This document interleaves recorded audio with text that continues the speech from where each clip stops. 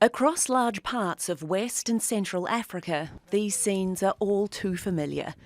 A village burned in an attack, and families on the run, carrying whatever they can. 7 months ago, we had to flee our village because armed groups arrived. They killed and took away some of the villagers. We got scared, so we fled and took refuge here in Kaya.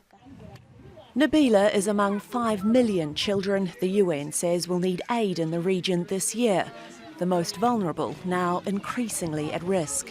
The children are directly impacted by the armed violence because children do not have access anymore to education, to health facilities and to social services in general. But also we have noticed an increase in grave violations against children last year compared to the previous years. UNICEF says hundreds of thousands of children have lived through trauma, been sexually abused, kidnapped or forced to fight for armed groups. The UN Secretary-General has warned the world is losing the war in the Sahel.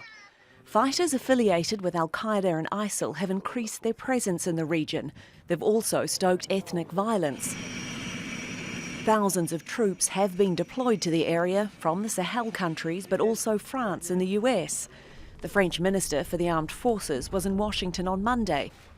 She says expected cuts by the Pentagon to its Africa mission would severely limit counter-terror operations.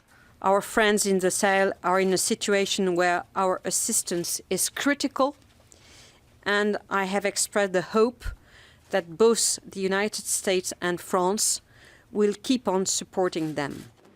But the impact of the conflict goes beyond violence. There's hunger too, and not enough water.